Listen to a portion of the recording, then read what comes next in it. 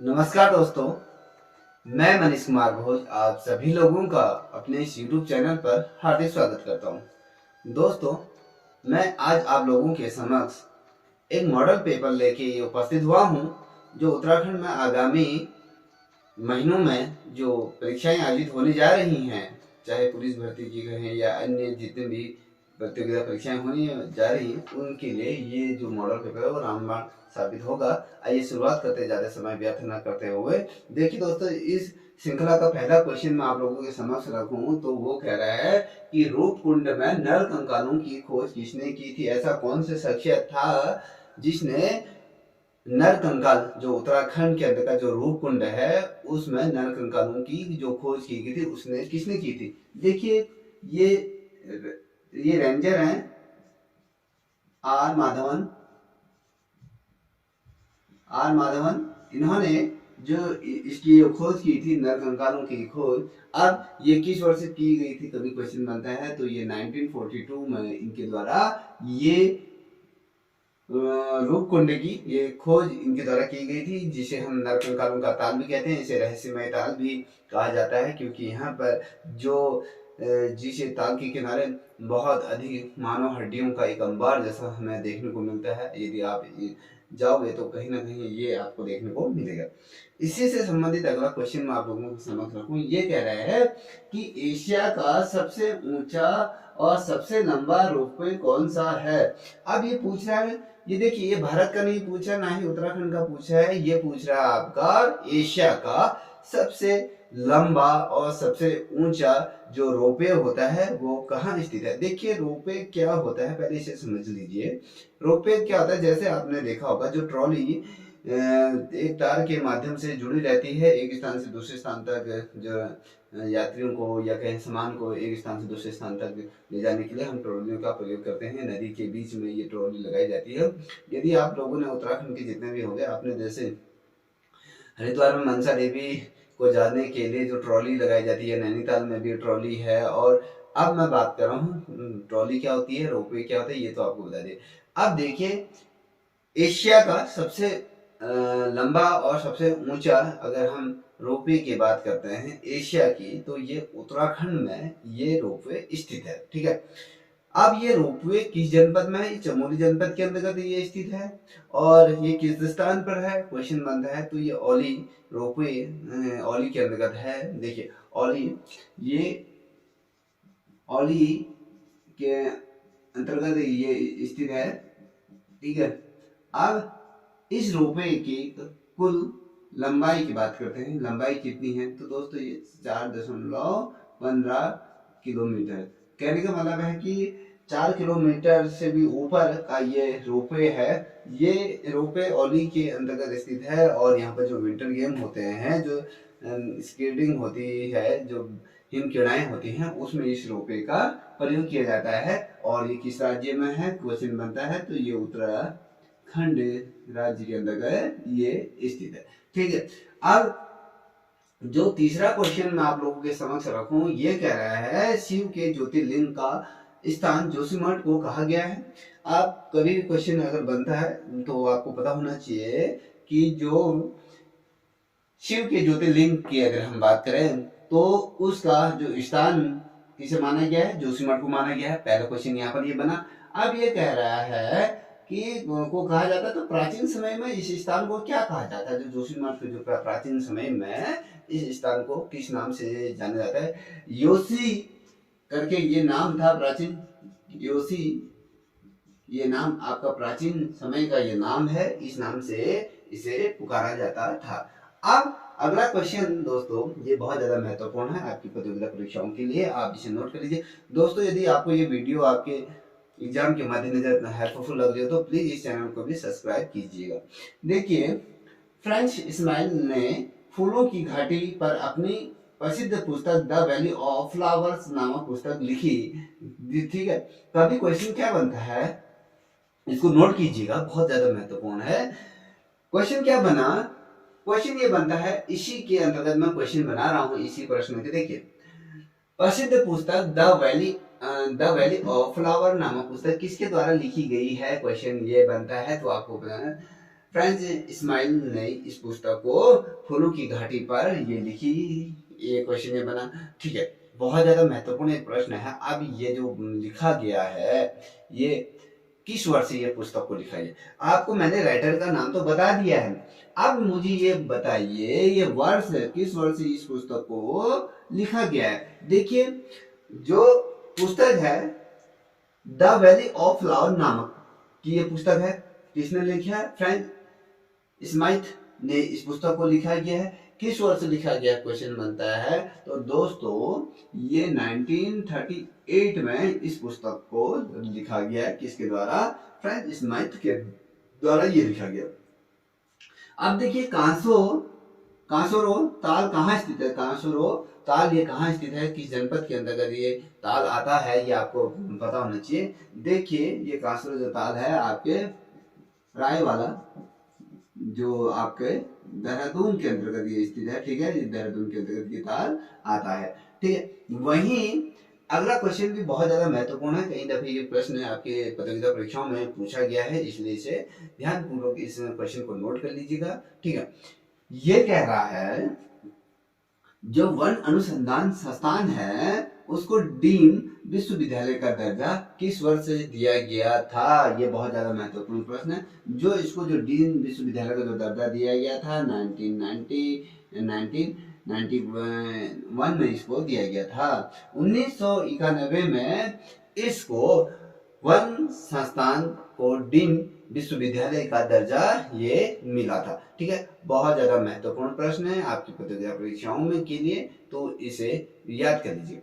अब अगला क्वेश्चन यहाँ पर देखिए, ये कह रहा है इंदिरा गांधी राष्ट्रीय वन्य अकादमी कहाँ? अब मैं राष्ट्रीय स्तर की बात कर रहा हूँ। देखिए, राष्ट्रीय स्तर के क्या है, इंदिरा गांधी राष्ट्रीय वन अकादमी कहाँ स्थित है, किस राज्य में स्थित है? क्वेश्चन ये बनता है। देखिए, आपको पता होना चाहिए उत्तराखंड राज्य के अंतर्गत आता है। ठीक है, उत्तराखंड राज्य के अंतर्गत आता है। अगर ये हम पूछते हैं, ये देहरादून, ये देहरादून में ये स्थित है। ठीक है, अब वहीं पर ही क्वेश्चन बनता है। अगला प्रश्न है देहरादून में तार सेवा का प्रारंभ कब किया गया था? जो तार सेवा थी वो देहरादून में कब प्रारंभ की गई थी, ये आपको बताना है।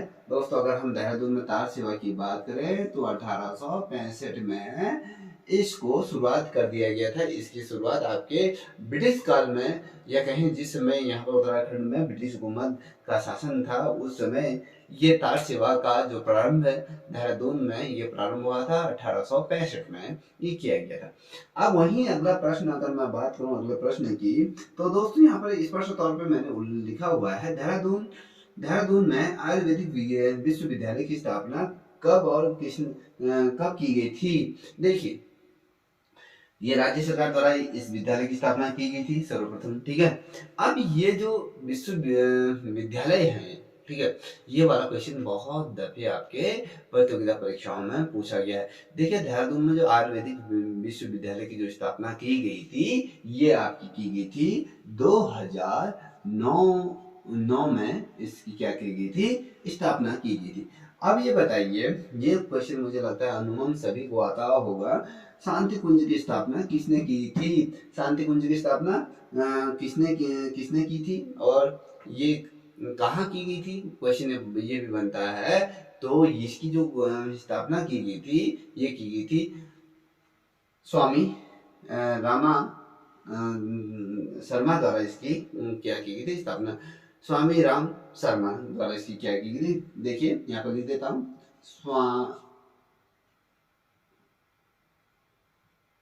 स्वामी राम शर्मा द्वारा इसकी क्या की थी? स्थापना की गई थी। अब क्वेश्चन ये भी बन सकता है कि जो इसकी स्थापना किस वर्ष से की गई थी? क्वेश्चन बनता है। तो इसकी जो स्थापना की गई 1974 को इसकी क्या की गई थी? स्थापना की गई थी। देखिए, कहीं कहीं ये क्वेश्चन ऐसा भी पूछा सकता है, कहीं पर ये पूछा जा सकता है कि 1971 में भी यहाँ पर कहीं पर दिया हुआ है। अगर इनमें से दोनों अगर आते हैं तो आप 1971 को टिक कीजिएगा। अगर ये नहीं आता था 1974 को ये कीजिएगा कि स्वामी जो राम शर्मा जी थे उनके द्वारा 1971 में शांति कुंज की स्थापना ये की गई थी। अब नारायणी शिला क्वेश्चन आता है, एक क्वेश्चन में बनता है, यहाँ पर लिखा हुआ है जो नारायणी शिला है वो नारायणी शिला कहाँ स्थित है। ठीक है, नारायणी शिला कहाँ स्थित है? देखिए ये उत्तराखंड के अंदर स्थित है। ये कनखल हरिद्वार, ये हरिद्वार में, हरिद्वार के अंतर्गत ये क्या है, ये स्थित है। ठीक है, अब आता है अगला क्वेश्चन, बहुत ज्यादा महत्वपूर्ण प्रश्न है दोस्तों। ये कह रहा है कि उत्तराखंड लोक सेवा आयोग का गठन कब हुआ? ये क्वेश्चन ये बनता है। देखिए मैंने इसको यहाँ पर शॉर्ट फॉर्म में लिखी, यूकेपीएससीएस का गठन कब हुआ था। कहने का मतलब यह है कि उत्तराखंड लोक सेवा आयोग का गठन कब किया गया, इसकी अधिसूचना कब जारी हुई, तो ये आपको पता होना चाहिए। देखिए यहाँ पर ये चीज बहुत ज्यादा महत्वपूर्ण हो जाती है समझने के लिए। पहले आपको ये पता होना चाहिए कि अधिसूचना कब जारी हुई। इसकी जो अधिसूचना जो देखिए, जो इसकी इसकी जो अधिसूचना जारी हुई थी 4 मार्च, इसको नोट कर लीजिएगा। देखिए ठीक है, सॉरी 14 मार्च आपके 2001 को इसका क्या किया गया था, इसकी अधिसूचना जारी हुई। एक को यहाँ पर अधिसूचना जारी हुई। अब यहाँ पर इसकी मैं बात करता हूँ, इसका क्या गठन कब किया, गठन की बात करेंगे। यहाँ पर गठन की बात कर रहा हूँ, तो ये चीज बहुत ज्यादा महत्वपूर्ण होता है। ये 15 मई 2001 को, ठीक है, 15 मई 2001 को इसका क्या किया गया, गठन किया गया। देखिए अगर क्वेश्चन किस प्रकार से आपसे पूछा जा सकता है आपको पता होना चाहिए। देखिए अधिसूचना पूछा जाता है तो आपका 14 मार्च 2001 को। अब वहीं अगर गठन की स्थापना की बात की जाती है तो 15 मई 2001 को इसकी स्थापना के बारे में आप उल्लेख करोगे। ठीक है, अब वहीं आता है कि सप्तऋषि आश्रम कहाँ स्थित है। सप्तऋषि आश्रम कहाँ स्थित है दोस्तों, ये आप सभी को पता होगा। सप्तऋषि आश्रम आपके हरिद्वार में ये स्थित है। ठीक है, हरिद्वार के अंदर ये स्थित है। अब वहीं अगले प्रश्न की अगर हम बात करें, अगला प्रश्न भी बहुत ज्यादा महत्वपूर्ण यह है इस श्रृंखला का। देखिए जो रघुनाथ जो टिहरी में, यहाँ पर लिख देता हूं, टिहरी में जो रघुनाथ जो मंदिर है वो किस शैली में ये बना है, आपको ये बताना है। टिहरी के अंतर्गत रघुनाथ का मंदिर है, वो किस शैली में इस मंदिर को बनाया गया है आपको पता होना चाहिए। दोस्तों अगर मैं बताऊं, ये आपके द्रविड़ शैली में इस मंदिर को क्या किया गया है, बनाया गया है। बहुत ज्यादा महत्वपूर्ण प्रश्न है, इसको नोट कर लीजिए। द्रविड़ शैली के अंदर इसको बनाया गया। अब अगर मैं बात करूं, देखिए तुरंग बलि देवता को टिहरी में क्या कहा जाता है। ठीक है, यहाँ पर लिख देता हूं 15 तुरंग। देखिए क्वेश्चन क्या बना, बहुत ज्यादा महत्वपूर्ण। देखिए तुरंग बलि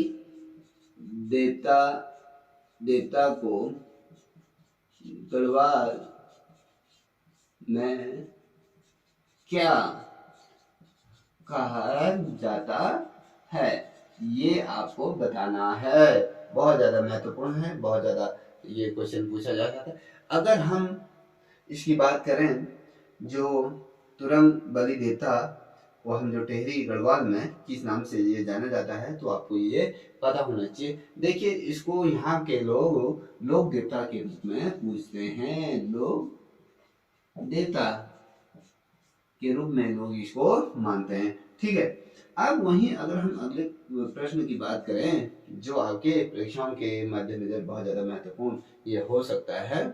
देखिए जो विक्टोरिया क्रॉस जो प्राप्त करता थे, जैसे आपको पता है जो वीर गब्बर सिंह नेगी की जो स्मृति चिन्ह में जो चंबा का मेला किस वर्ष लगता है, कभी क्वेश्चन बनता है तो आपको पता होना चाहिए। ये 21 अप्रैल को इस मेले का क्या होता है, आयोजन किया जाता है। ठीक है। अब वहीं अगले प्रश्न की अगर हम बात करें, ये भी बहुत ज्यादा महत्वपूर्ण प्रश्न है आपके परीक्षा के मध्य में। देखिए, नाग, काला नाग या काली चोटी कहाँ स्थित है, क्वेश्चन बनता है। देखिए, काला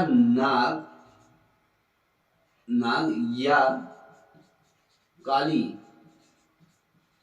चोटी कहाँ,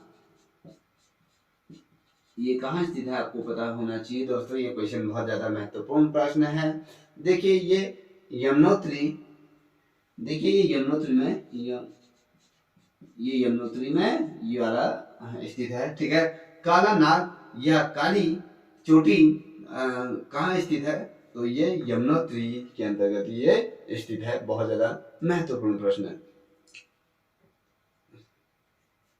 देखिए, अगला प्रश्न अगर मैं रखूं, देखिए 18 नंबर का प्रश्न है। हल्के छिलके वाली जो राजमा की जो दाल है वो कहाँ प्राप्त होती है, ये आपको पता होना चाहिए। ये क्वेश्चन पूछा जा सकता है। हर्षित दाल क्या आता है, हर्षिल में ये दाल क्या होती है, आपके प्राप्त होती है। हर्षिल में ये आपको प्राप्त होती है। क्या है, मैंने कहा कि हल्के छिलके वाली जो राजमा की दाल के लिए कौन सा स्थान प्रसिद्ध है, ये कहाँ ये पाई जाती है, तो आपको पता होना चाहिए दोस्तों। ये हर्षिल नाम स्थान है, ये वहां पर ये दाल आपकी पाई जाती है। आप देखिए, बहुत महत्वपूर्ण प्रश्न लेके आपके सामने आया हूँ। देखिए, ये जो लोसर मेला संबंधित है। देखिए, ये है लोसर मेला का संबंध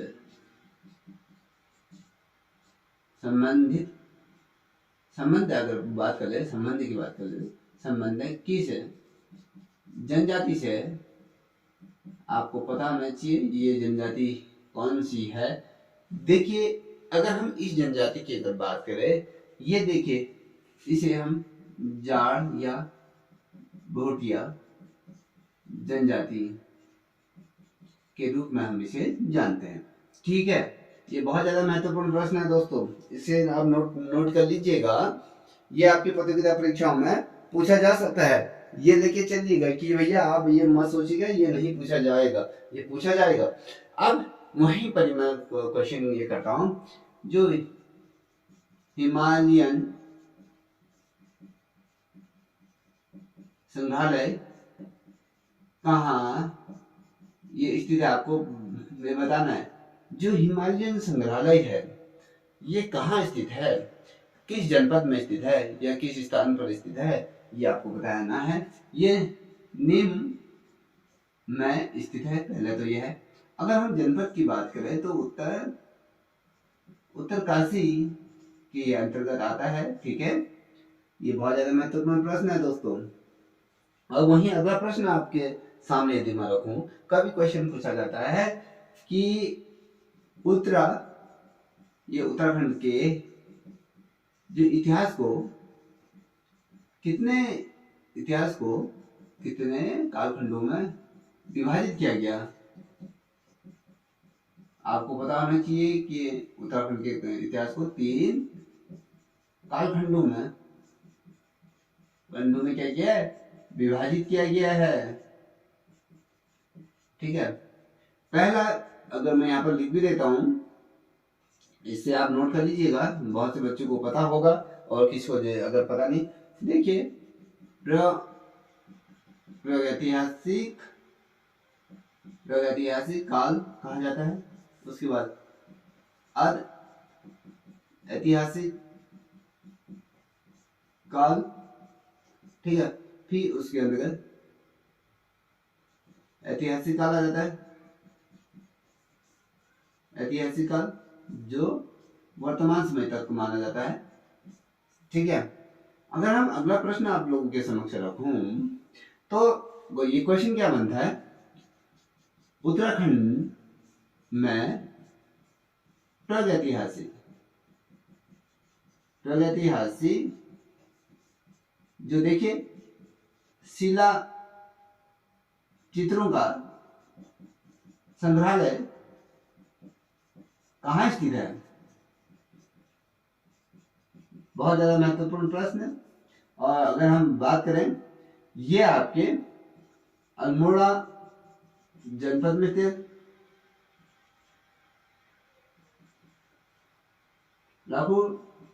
लाखोटिया जो गुफा है उसको क्या कहा जाता है, उत्तराखंड का प्रागैतिहासिक शिला चित्रों का इसको केंद्र माना जाता है या इसको संग्रहालय माना जाता है। ये बहुत ज्यादा महत्वपूर्ण प्रश्न है, इसे नोट कर लीजिएगा।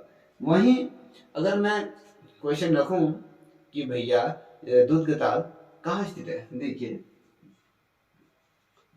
दुर्ग ताल कहाँ स्थित है, आपको पता होनी चाहिए कि जो ये ताल है, ये ताल किस जनपद के अंतर्गत आता है। तो आपको ये पौड़ी गढ़वाल में ये क्या है, में ये स्थित है। ठीक है, दुर्ग ताल की बात कर रहा हूँ। ठीक, बहुत ही बेहतरीन ये श्रृंखला है जो आपके यहाँ से बहुत ढेर सारे क्वेश्चन आपके पूछे जाएंगे, तो आपको ये पता होना चाहिए। देखिए दोस्तों, एक क्वेश्चन मेरे स्मरण में आ रहा है, वो प्रश्न है आपका, कोटद्वार नगर को बसाने का जो सबसे पहला जो मास्टर प्लान किसने तैयार किया गया था, आपको ये पता होना। देखिए यहाँ पर लिख भी देता हूँ, जो कोटद्वार को बसाने का जो मास्टर जो प्लान था, किसने ये तैयार किया था। ये क्वेश्चन पूछा जा सकता है, मैंने इसको शॉर्ट में बता दिया है। कोटद्वार को बसाने का मास्टर प्लान किसने तैयार किया। क्वेश्चन क्या पूछा जा सकता है, देखिए जो कोटद्वार नगर है उसको बसाने का जो सबसे पहला जो मास्टर प्लान जो तैयार किया गया था, वो केसी माथुर नाम के व्यक्ति हैं। देखिए केसी माथुर द्वारा क्या किया गया था, इस नगर को बसाया, इस नगर को बनाने का क्या किया गया था, प्लान ये तैयार इनके द्वारा ये किया गया था। बहुत ज्यादा महत्वपूर्ण प्रश्न, बेहतरीन प्रश्न है। देखिए अब एक क्वेश्चन बहुत ज्यादा रियल क्वेश्चन है, अगर जो बच्चा डीपली पढ़ता होगा उसके लिए ये बहुत ज्यादा आसान है, अगर जो बच्चा नहीं पढ़ता होगा तो उसके लिए बहुत ज्यादा टफ क्वेश्चन होगा। देखिए गढ़वाल जो विश्वविद्यालय का नाम बदलकर जो हेमंती नंदन बहुगुणा के नाम पर कब रखा गया था, आपको भी बताना। देखिए पहले क्या था, ये गढ़वाल विश्वविद्यालय, ठीक है। क्वेश्चन देखिए यहाँ पर, गढ़वाल विश्वविद्यालय की बात कर रहा हूँ। गढ़वाल विश्वविद्यालय का जो नाम बदलकर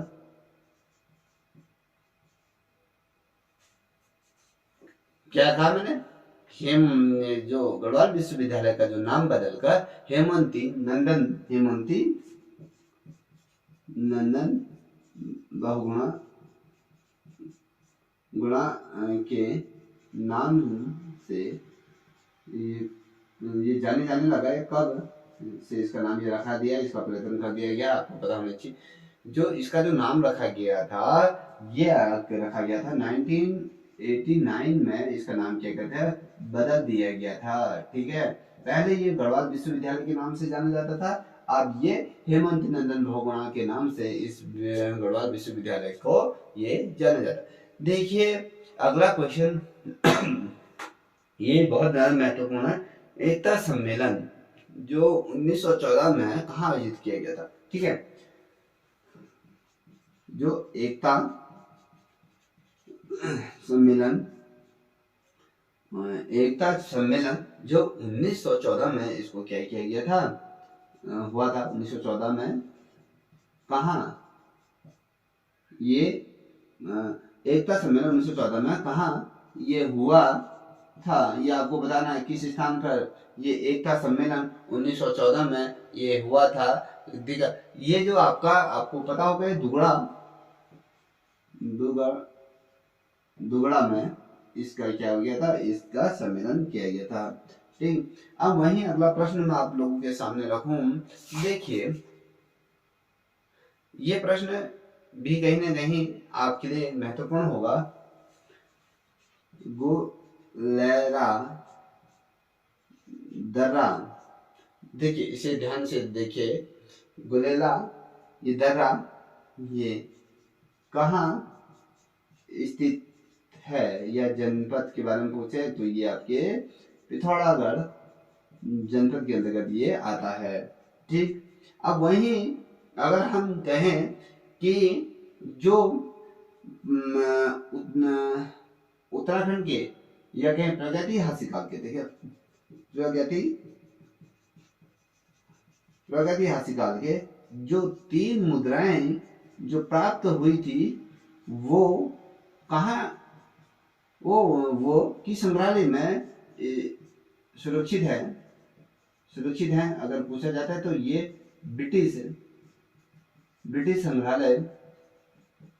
संग्रहालय आपके लंदन में इनको क्या गया, रखा गया। ठीक है, ये किस स्थान से मिले थे, क्वेश्चन बनता है तो अल्मोड़ा से ये तमाम चीजें मिले।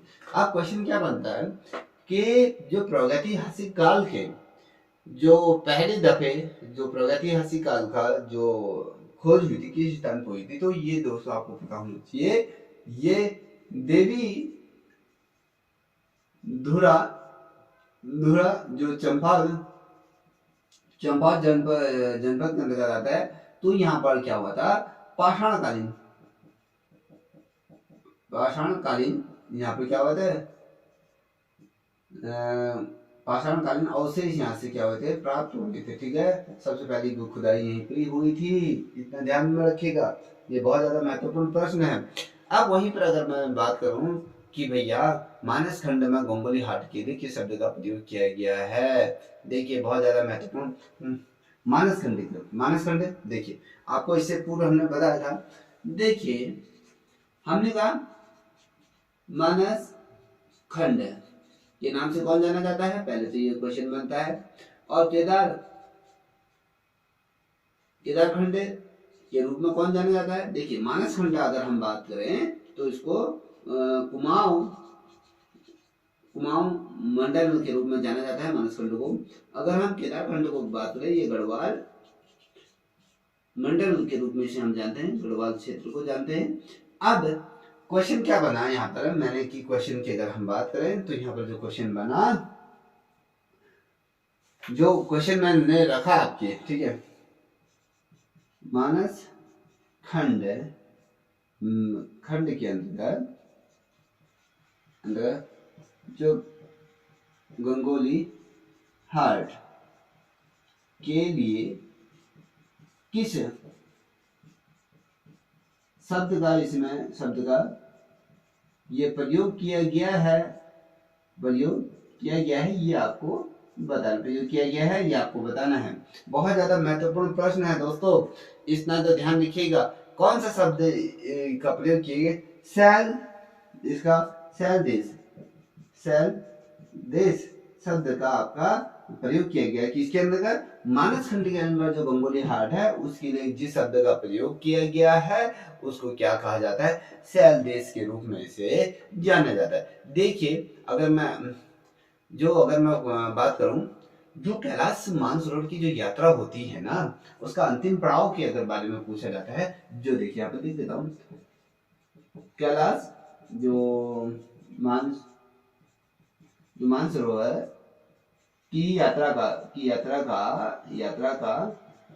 अंतिम जो पड़ाव किस स्थान पर होता है, ये आपको बताना है। देखिए हर किसी को पता है कि जो ये यात्रा होती है, कैलाश मानसरोवर की यात्रा कहाँ से प्रारंभ होती है, किस जनपद से होती है, तो आपको क्वेश्चन पूछा जाएगा। तो ये पिथौरागढ़ जनपद है, ठीक है, जहाँ से आपकी कैलाश मानसरोवर, यहीं से छोटा कैलाश की अगर हम बात करें, जो छोटा कैलाश होता है तो ये भी आपके पिथौरागढ़ जनपद के ही इसकी यात्रा होती है। छोटा कैलाश इसका अंतिम डेस्टिनेशन पॉइंट होता है। अब हमने कहा कि कैलाश यात्रा का जो अंतिम जो पड़ाव होता है, जो किसने, ये नवी डांग करके आता है। यहाँ पर क्वेश्चन है नवी डांग, डांग करके शब्द है, ठीक है।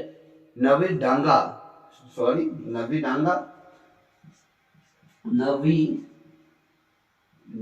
डांगा ये शब्द है, ये स्थान है, ये कहें इस स्थान पर इसका क्या होता है, अंतिम यात्रा का ये पड़ाव केंद्र माना जाता है। इसलिए कैलाश मानसरोवर की यात्रा आपके किस जनपद से प्रारंभ होती है, तो ये आपको पता होना चाहिए। आपके उत्तराखंड के पिथौरागढ़ जनपद से इस यात्रा का क्या होता है, प्रारंभ होता है, और साथ इसका अंतिम पड़ाव जो होता है नावी डांगड़ के अंतर्गत इसकी ये समाप्ति होती है। अगर हम अगले प्रश्न की अगर हम बात करें आपसे, ठीक है, बहुत ज्यादा ये भी रियल प्रश्न है। देखिए जो कलाड़ी छीना जो महोत्सव कहाँ लगता है, क्वेश्चन में क्या बता, देखिए मैं यहाँ पर लिख काली छीना मेला कहाँ लगता है। अगर आपको पता होगा तो किस जनपद के अंदर लगता है, तो ये पिथौरागढ़ जनपद के अंतर्गत ये लगता है, ठीक है। याद रखिएगा क्वेश्चनों का जो समावेशित रूप है वो किस प्रकार से परिवर्तित होता है, तो आपको बताना चाहिए। देखिए यहाँ पर लिख देता हूं मैं, जो रानीखेत है, रानीखेत किस नदी के तट पर ये स्थित है, क्वेश्चन बनता है, तो आपको पता होना चाहिए गास नदी के तट पर क्या है, रानीखेत आपका स्थित है। बहुत ज्यादा महत्वपूर्ण प्रश्न है ये क्वेश्चन, इसलिए महत्वपूर्ण है क्योंकि ये क्वेश्चन आपके बहुत दफे आपकी एग्जाम में पूछा गया। अब देखिए वहीं अगर मैं बात करूं, जो रानीखेत में एक मंदिर है, झूला देवी मंदिर, रानीखेत का निर्माण कब हुआ था। देखिए रानीखेत में झूला देवी का मंदिर का निर्माण कब किया गया, ये प्रश्न पूछा जाता है। तो आपको पता होना चाहिए कि ये जो झूला देवी है, पहले तो कभी क्वेश्चन पूछा जाता है कि झूला देवी की जनपद के अंतर्गत आता है, तो आपको पता होना चाहिए अल्मोड़ा जनपद के अंतर्गत आता है। किस स्थान पर पूछा जाता है, तो ये रानीखेत के अंतर्गत आता है, ठीक है, ये समझिएगा। अब आता है इसका निर्माण समय की बात करते हैं, कब किस वर्ष से इसका ये निर्माण हुआ था, तो आपको पता होना चाहिए 1935 में झूला देवी मंदिर का क्या किया गया था, निर्माण यहाँ पर किया गया था, ठीक है। इतना समझ गए हो गए।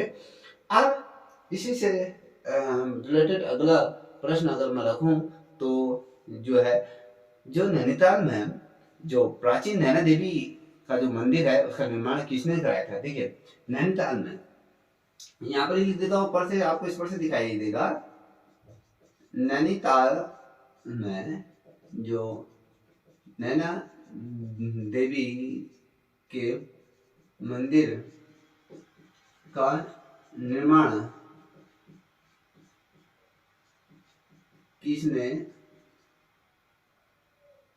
कराया, क्वेश्चन बनता है। तो आपको पता होना चाहिए कि किसके द्वारा, जो आपका देखिए जो नैना देवी का मंदिर की बात करें तो ये प्राचीन मंदिर, हाँ इतना भी ध्यान रखिएगा, प्राचीन मंदिर, यहाँ पर लिख देता हूँ, प्राचीन मंदिर को अंडरलाइन कर दिया, आप भी कर लीजिएगा। ये नैना देवी का जो प्राचीन मंदिर है उसका निर्माण किसके द्वारा कराया गया था, आपको पता होना चाहिए। ये मोती लाल शाह थे जिन्होंने प्राचीन नैना देवी मंदिर का ये निर्माण किया गया था। अब क्वेश्चन क्या बना, नैना देवी मंदिर किस जनपद के अंतर्गत है, तो आपको पता होना चाहिए नैनीताल जनपद के अंदर किस जगह पे स्थित है, ये नैनीताल में ही स्थित है, ठीक है। इतना समझ में आ गया होगा सभी के। अब इसी कड़ी में मैं आगे ये चलूं, तो इसमें देखिए जो सीता नवी करके क्वेश्चन है। देखिए सीता नवी का मेला रामनवमी के दिन लगता है, किस जगह पे लगता है। देखिए सीता नवी का मेला राम नवमी के ये दिन लगता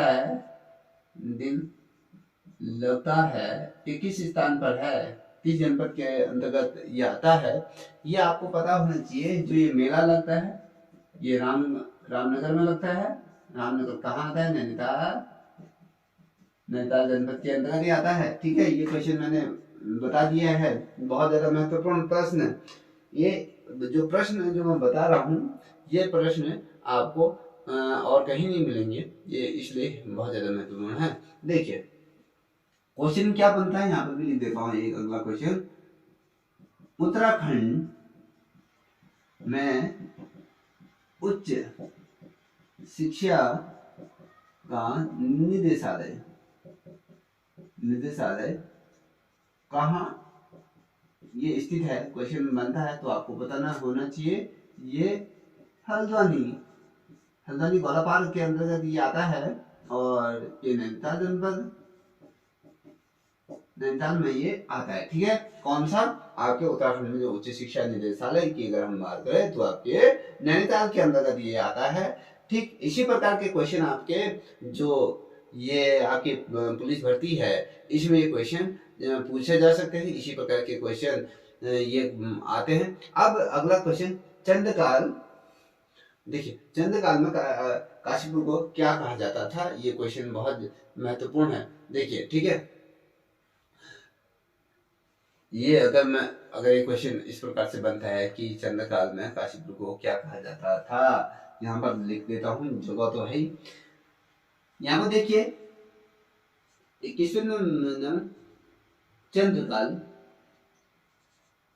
चंद्रकाल में काशीपुर को किस नाम से जाना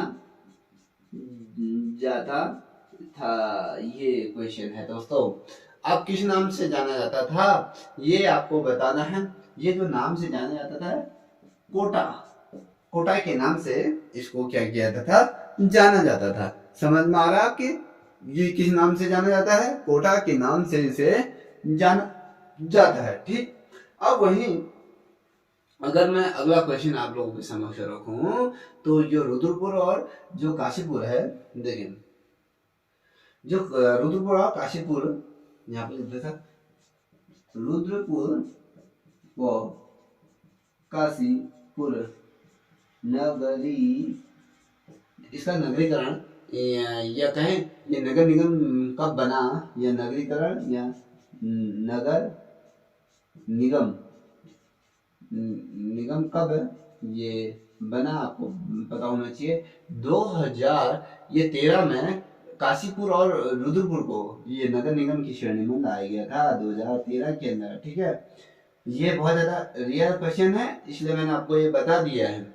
अब वहीं अगर मैं बात करूं, जो बद्रीदत्त पांडे जी थे ना, आप सभी को पता होगा बद्रीदत्त पांडे को। देखिए बद्रीदत्त पांडे के अनुसार काशीपुर शहर की स्थापना कब हुई थी? अब यहाँ पर क्या क्वेश्चन बनता है, जो बद्रीदत्त पांडे जी थे उनके अनुसार जो काशीपुर शहर की स्थापना किस वर्ष मानी जाती है?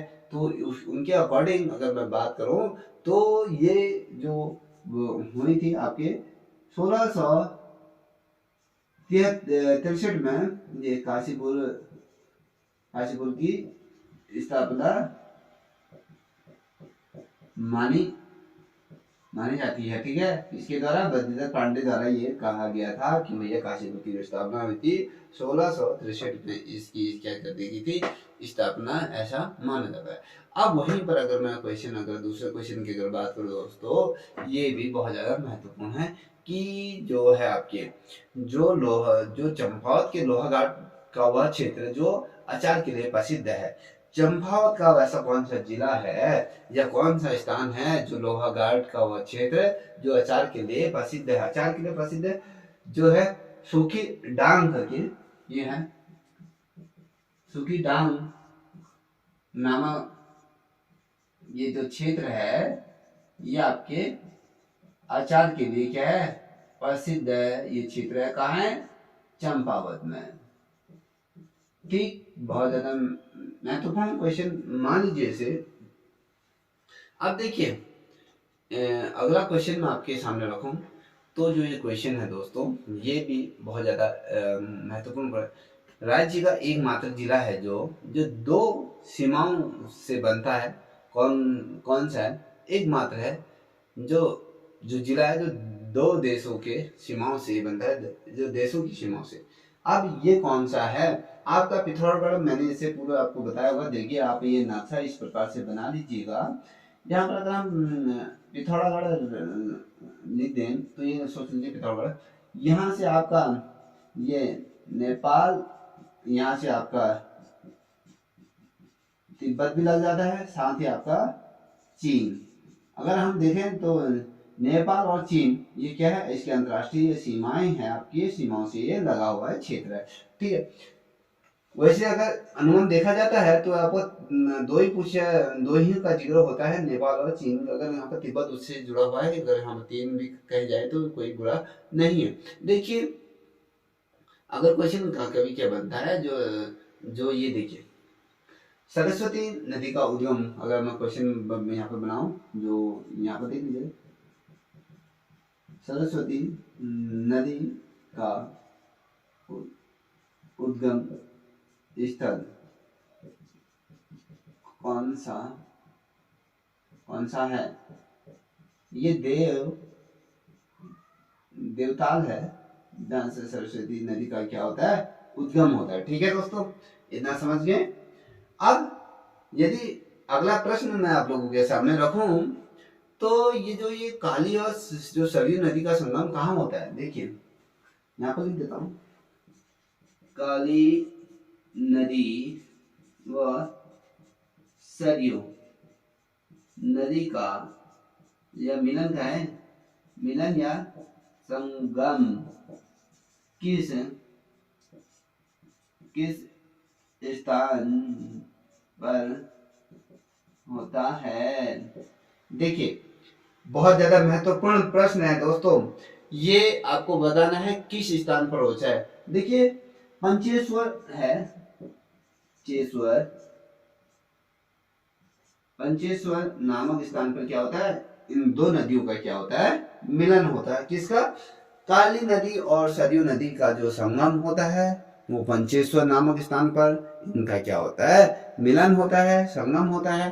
क्वेश्चन अगला अगर मैं रखूं, जो अगला क्वेश्चन है आपका, जो सरयू है और जो पूर्वी जो रामगंगा नदी का संगम की अगर बात करते हैं, देखिए सरयू और पूर्वी रामगंगा की मैं बात कर रहा हूं, तो इन नदियों का अगर संगम के बारे में पूछा जाता है तो ये आपको पता होना चाहिए कि रामेश्वरम तीर्थ है। इस तीर्थ पर सरयू और आपके पूर्वी जो रामगंगा है, जहां पर इनका क्या होता है? यहाँ पर इनका मिलन होता है। ये बहुत ज्यादा महत्वपूर्ण प्रश्न है, इसलिए इसे भी आप नोट कर लीजिएगा। अब मैं देखिए ये क्वेश्चन बहुत ज्यादा मुझे लगता है कि महत्वपूर्ण है, यहाँ पर लिख देता हूं। देखिए इसलिए इसे ध्यानपूर्वक देखिएगा। जनकता किस जनपद के अंतर्गत ये आता है? जनकताल। ठीक है, ये जो आता है ये उत्तरकाशी जनपद में कौन सा ताल आता है? आपका जनक ताल। ये आपके कहाँ आता है? उत्तरकाशी जनपद के अंदर आता है। अब एक क्वेश्चन में आप भी देखिए, ये मैंने उत्तराखंड से संबंधित क्वेश्चन मैंने रखे। अगर मैं दूसरा क्वेश्चन मैं आपके सामने रखूं, जो भी रियल क्वेश्चन है, देखिए यहाँ पर लिख देता हूं, जो देखिए यहाँ पर लिखता हूं, जो भारतीय संविधान है ना, संविधान की ये रक्षा कौन करता है? संरक्षण की बात करते हैं अगर हम, देखिए जो इसकी संरक्षण करता है ये उच्चतम ये न्यायालय क्या करता है? इसकी सुरक्षा या करता है, ये तमाम चीजें इसकी ध्यान में रखता है। अगर मैं दूसरे क्वेश्चन की अगर बात करूं, तो अगर दूसरा क्वेश्चन की अगर मैं बात करूं, कभी क्वेश्चन बनता है कि जो राष्ट्रीय महिला जो राष्ट्रीय महिला दिवस या कहें जो बनाया जाता है, या कहें जो आयोग, ठीक है, राष्ट्रीय महिला आयोग की जो अधिसूचना ये कब ये जारी की गई थी, या और यहाँ पब्लिक कर देता हूँ, इसकी स्थापना कब हुई थी ये बताना होगा। जितनी भी महिलाएं हैं उनके लिए बहुत ज्यादा महत्वपूर्ण है। देखिए दोस्तों, ये जो अधिसूचना जो जारी की गई थी, ये आपके 1990 में महिला आयोग बनाने की यहाँ पर सिफारिश की गई, इसका अधिसूचना यहाँ पर जारी हुई थी। उसके बाद महिला आयोग की यहाँ पर क्या हुई थी, स्थापना ये की गई। अब अगर मैं बात करूं भारत की प्रथम जो, देखिए यहाँ पर देखो, यहाँ पर उल्टा लिख देता हूँ, यहाँ पर देखिए भारत की जो प्रथम जो नदी परियोजना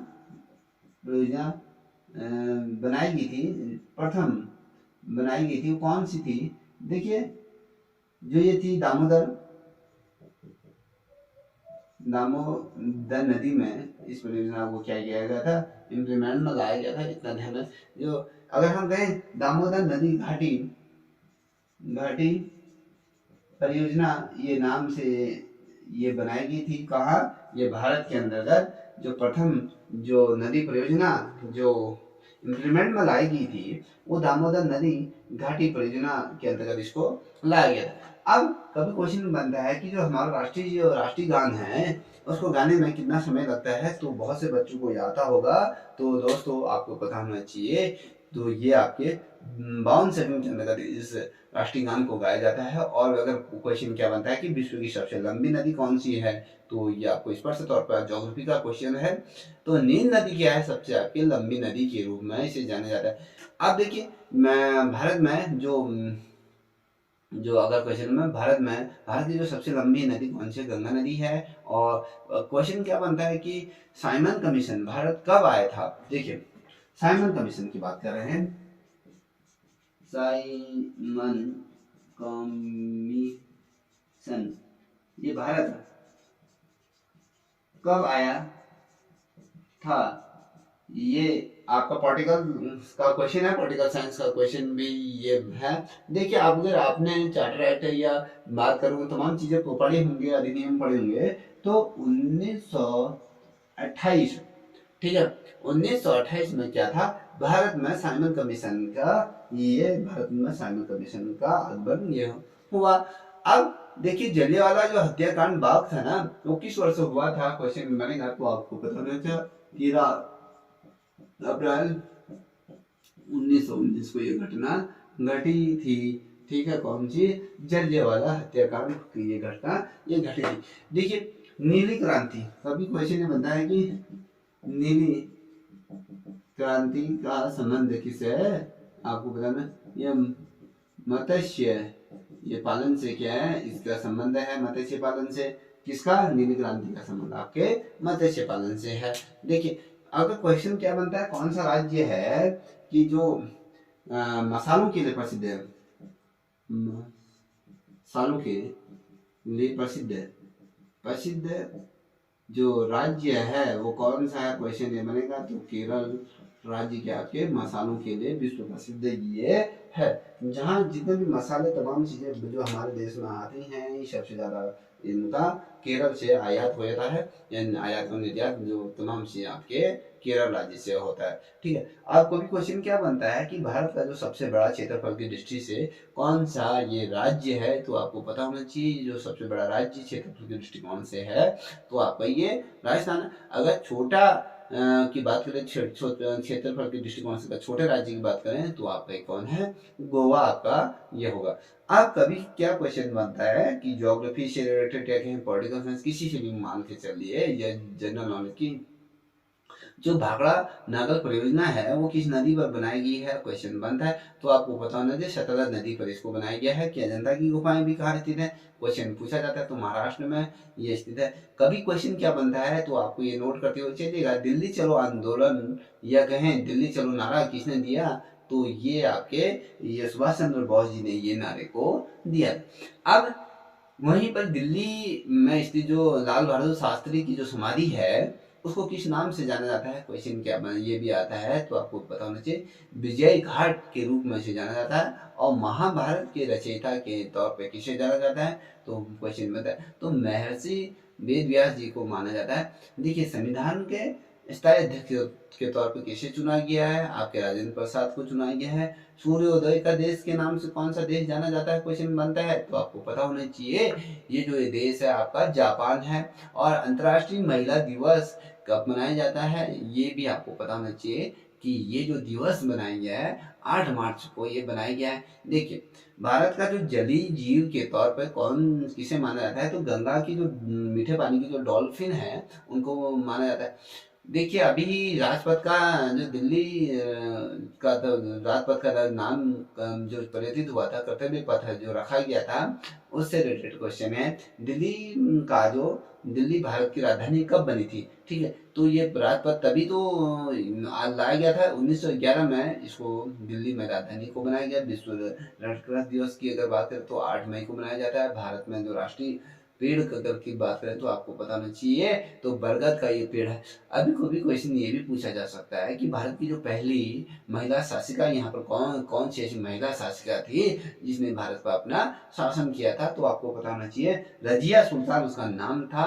और भारत का अगर प्रथम जनरल गवर्नर की बात करें तो जो ये जनरल गवर्नर था आपका लॉर्ड विलियम वेंकट करके इनका नाम था, ये आपको पता होना चाहिए। देखिए 1939 की बात है तो उसमें सुभाष चंद्र बोस ने कांग्रेस छोड़ने के बाद, कांग्रेस छोड़ दी थी उस समय उन्होंने, तो कांग्रेस छोड़ने के बाद उसने कौन से दल की स्थापना की, क्वेश्चन ये बनता है। फॉरवर्ड ब्लॉक अगर हम बात करें, देखिए फॉरवर्ड ब्लॉक की द्वारा क्या की थी, स्थापना की गई थी, आपको ये पता होना चाहिए। देखिए अब वहीं पर अगर मैं बात करूं तो जो ये क्वेश्चन ऐसे बनते हैं कि पंजाब केसरी के नाम से किसे जाना जाता है, तो आपको पता होना चाहिए कि भैया लाला लाजपत राय को इसके नाम से जाना जाता है। और बिहू किस राज्य का प्रसिद्ध ये त्योहार माना जाता है, बिहू की बात कर रहा हूँ। हाँ बिहू ये आपका असम का है, असम का ये मुख्य त्योहार क्या है। अब देखिए कागज का आविष्कार का देश की अगर हम बात करें तो आपका ये चीन है। 1100 के समथिंग इसने क्या करते थे, कागज का ये क्या करता प्रयोग कर दिया गया था, जो मध्य यूरोप से होते हुए ये भारत में आया, आपके मध्यकाल के अंतर्गत ये भारत में भी आया। और हवा महल कहाँ है, तीसरा क्वेश्चन बनता है। देखिए मैं जो क्वेश्चन मैं आपको बता रहा हूँ ये आपके पुलिस की प्रतियोगिता परीक्षाओं के मद्देनजर ये बहुत ज्यादा महत्वपूर्ण, ठीक है। जयपुर में है। अगर मैं थोड़ा सा हिंदी के क्वेश्चन अगर बता दूं आपको, देखिए दोस्तों हिंदी से रिलेटेड मैं कुछ आपके सामने 20 क्वेश्चन रखूंगा, इससे ज्यादा क्वेश्चन भी नहीं रखूंगा क्यों, देखिए बहुत ज्यादा लेंथी ये वीडियो हो जाएगी। देखिए वियोगी हरि जी का नाम अगर क्वेश्चन बनता है कि इसका पूरा नाम क्या था, तो इनका जो नाम था ये आपके हरि द्विवेदी इनके नाम से जाना जाता है। कि अवधी भाषा के जो सर्वाधिक लोकप्रिय महाकवि कौन या काव्य के नाम से कौन जाना जाता है, तो आपको पता होना चाहिए। जो मैं क्वेश्चन क्या बन पूछ रहा हूँ, जो अवधी भाषा में शायद लोकप्रिय जो महाकाव्य के नाम से कौन जाना जाता है, तो आपको पता होना चाहिए रामायण, अगर रामचरितमानस जिसे कहा जाता है, ये आपके बहुत ज्यादा प्रसिद्ध है। अब अगर ये क्वेश्चन था पगित पगित करके काव्य प्रधान होती है, किसमें होती है, ये भाव होते हैं और गीतात्मक तौर पे इसको उच्चारित किया जाता है। जयसी के उत्कृष्ट ग्रंथ के नाम के बारे में अगर पूछा जाता है तो जयसी द्वारा जो उत्कृष्ट ग्रंथ जो था उसका जो आपका पद्मावत था। और स्मृति रेखा और रेखा चित्रों के लिए कौन सी रचनाएं हैं किसके द्वारा रची गई हैं, देखिए स्मृति की रेखाओं और रेखाओं के बारे में की रचना की अगर बात करें तो ये महादेवी वर्मा जी हैं जिन्होंने इसको क्या किया था, इसको रचा था।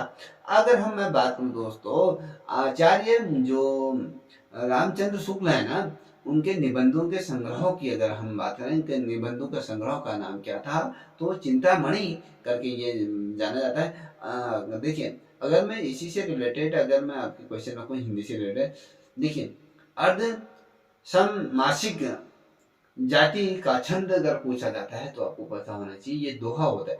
अब बिहारी काल में जो काल के कवि किसे माने जाते हैं, जो बिहारी किस काल के कवि माने जाते हैं, या बिहारी काल क्या होता है, किस काल के थे, तो ये आपको पता होना चाहिए। ये जो बिहारी कवि थे ये रीति काल के क्या थे, कवि, महान कवि या कहें जाने माने कवि के तौर पे ये जाने जाते थे। ठीक है। अब ये जो क्वेश्चन मैं अगर मैं बताऊं, ये आपने इंटर में या पढ़ा होगा, कहीं ना कहीं नॉवेल्स पढ़े होंगे, जो नमक का दरोगा, कई बार आपने इसके नाटक भी देखे होंगे, तो ये प्रेमचंद द्वारा लिखी गई हैं। देखिए अगर मैं कहूँ परिधान, जो जन नहीं स्वर्ग जनक ता हेतु, परिधान जो धन नहीं स्वर्ण नरक जातक हेतु होती, कि ये जो उक्त पंक्तियां मैंने जो आपके सामने रखी, तो ये अनुप्रास के अंतर्गत ये आती हैं। देखिए अंधेर नगरी का अर्थ का क्वेश्चन पूछा है, जहाँ पर अन्याय की जगह को क्या कहा जाता है, अंधेर नगरी जहाँ पर किसी भी प्रकार का आपके न्याय की बात नहीं कर सकते, अंधेरी है। या पुरोहित में उपसर्ग की का क्वेश्चन कभी बनता है तो पुरु शब्द वहां पर आता है। ये आपका यह कम कलम तोड़ना कब कभी क्वेश्चन आता है, तो अंगूठी उचित ये लिखना, ये तमाम चीजें आती हैं। तो मैंने ये जो इसी प्रकार के क्वेश्चन मैंने आप लोगों के सामने रखे, तो आपको ये पता होना चाहिए। ठीक है दोस्तों, यदि आप लोगों को ये वीडियो पसंद आई होगी तो इस वीडियो को आप सब्सक्राइब कीजिएगा और बेल आइकन को भी प्रेस कीजिए, जो भी मैं वीडियो बनाऊंगा आपको उसका नोटिफिकेशन मिल जाएगा, और साथ ही अपने दोस्तों को भी साझा करें। तब तक के लिए इतना ही। जय हिंद, जय भारत, जय उत्तराखंड।